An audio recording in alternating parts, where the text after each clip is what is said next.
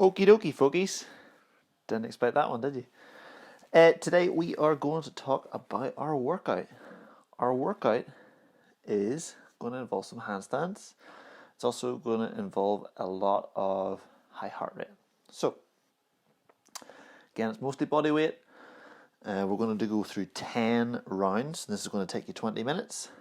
We'll start off with 20 seconds of tuck jumps. So you're going to jump up as high as you can, bring your knees up to your chest, try not to do a backflip, and then land back on your feet.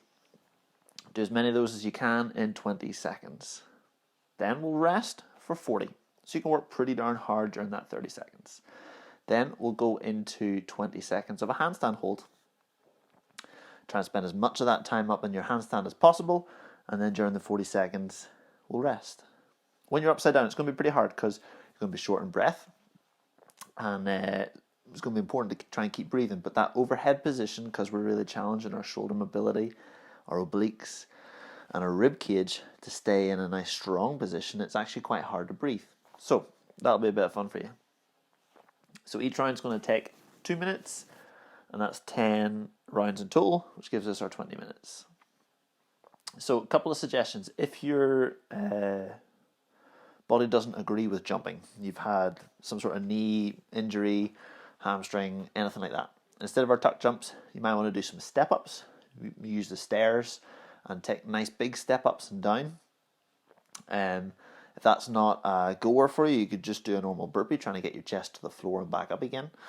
You can try those two options.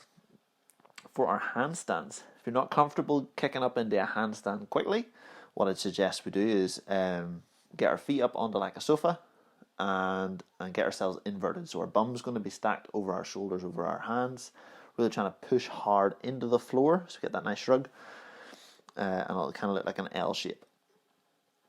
If you're feeling confident enough, you can go up onto the wall. Let's spend that 20 seconds up on the wall, trying to lock out the elbows the whole time, a nice big shrug. And if you're confident enough for it, maybe bring your hands away from the wall a little bit and try and bring your feet off the wall. Maybe go for a flutter or a hold, or if you can do it like without the wall at all, try your hold that way. That's cool. What I don't want to happen is you spend 15 of your 20 seconds kicking and only 5 seconds actually upside down handstand. Now, if you have not used a barbell in a while and the itch is becoming overwhelming, we could do a barbell version of this workout, which is totally different. It's going to have a complex. So we're going to do 10 single reps of a par snatch into a hang par snatch, and then set the bar down. Try to do this without straps. If you can, do it without chalk because grip strength. And try to increase your weight every 2 rounds, if not every round. Okay, so start off relatively conservative. Really refine that technique, get a nice strong lock, standing all the way up, trying to catch nice and deep in your hang snatches. And if you reach a point where your technique really starts to break down, no point in adding on more weight, just strip the weight back and do some lighter stuff. Alright, warming up for either of these workouts then, we're going to spend somewhere between 7 and 10 minutes doing some animal walks. If you don't have space for animal walks, you're just going to do animal transitions. So things like bear crawl, crab walk, caterpillar, ape walk, lizard walk, and any other creative movement that you can really come up with. The idea is that we're challenging our limbs to go through their range of motion. So really try and get the shoulders through extension, get your core switched on, build a bit of coordination and balance, and get you ready to have weight through your hands, be that a weight over your head or your entire body weight over your head.